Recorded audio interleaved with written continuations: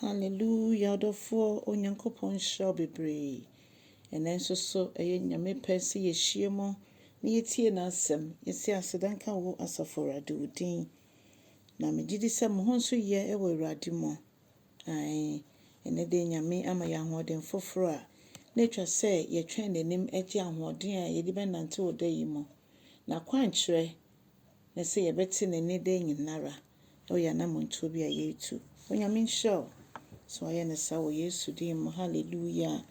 Adɔfoɔ mesan ma wakɔ aba prako so bio ɛde ba wo tie ase ɛsɛn dwumadie yi so. Yɛbɛfi akenkan nsɛm afi Timoteo nwoma a ɛtɔ so mmienu. Eti mmiɛnsa ne nkyekyɛmu edu ɛde kɔsi dunum. Na aberanteɛ Timoteo ɛna Paul ɛretu ne fo. Efisɛ na ɔde ne si asafo ano. Na ɔka kyerɛ ne sɛ ɔndi Kristo Yesu ekyiri yie ne nsɛm ɛne kwan a ɔbɔ ne bra ɛwɔ gyidie mu ɛwɔ ɛpinikyɛr mu ɛwɔ ɔdɔ mu ɛwɔ sɛ obenya ani so ade hunu. Mpo sɛ ɔnam ahohiahia mu mpo a ɔnkae sɛ ɔno Paul nso fa ahohiahia mu ɛwɔ Antioch ɛwɔ Iconium ɛne Lystra nyinaa na ɔhaw ne amanneɛ ne nsɔhwɛ ɔfaa mu ne nyinaa no Awurade agye ne fi mu. Nti ɔno Timothy nso ɔno nso so ndi Awurade asɛm so saa. Na afei ɔmo pɛ sɛ ɔmo di Kristo Yesu akyi ɛwɔ abrabɔ kronkron mu no. Sɛ yɛsɛ yɛbɛdi n'akyi nokora mu a ɛne sɛ tie bi ɔhaw ne amanneɛ ɛbɛba. Efisɛ wiase akyiri wiase kyiri nokora no.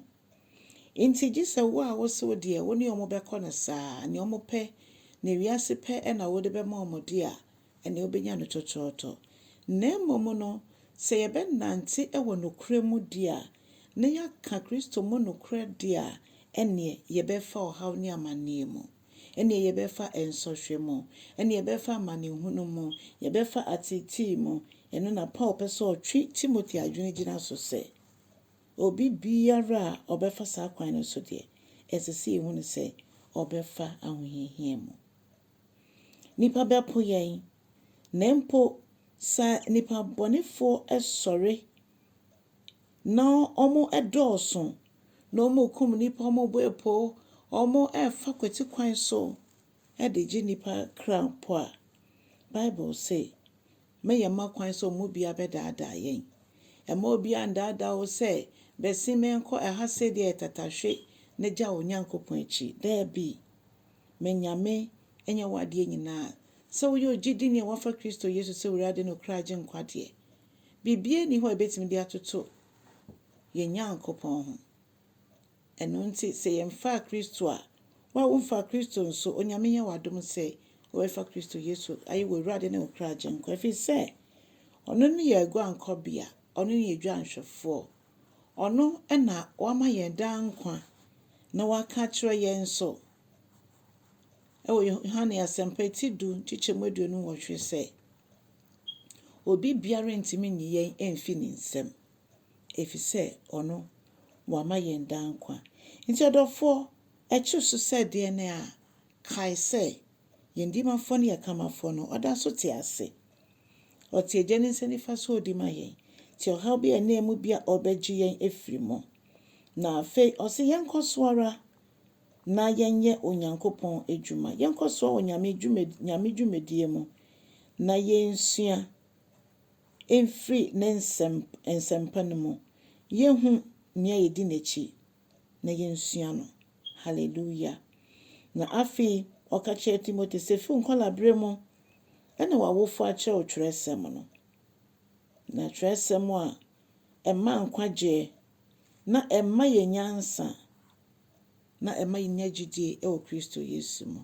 Ɔdɔfoɔ efis dabɛn ɛna wo hyɛ ase sɛ wosua twerɛ no. Nyame nkronkron wɔ hɔ sɛ ɔbɛkyerɛkyerɛ twerɛ no ase. Na bra yɛte aseɛ no yɛtimi de abɔ yɛn bra nso atwe akra nso am Awurade. Kristo Yesu ne yɛ abrabɔ mu a ɛna mekamfo Yesu Kristo ɛde ma wo. Wogye ne di a wonya daa nkwa. Na daa nkwa no nso ɛkyɛ sɛ wowɔ that assurance of salvation, wowɔ nkwagye mu yɛka ne sɛ ahotosoɔ. Ae. Onyankopɔn nhyira wo kyɛ asɛm no na ɔfoforɔ ne anidasoɔ nya asɛm no. Na yɛn nyinaa yɛmbɔ mu yɛmfa nsi ahemman ne sɛ ɛdɔm ɛbɛba Kristo nkyɛn. Na subscribe nso sɛ wonyɛ ne saa. Onyame nhyira mo nyinaa wɔ Yesu din mu. Amen.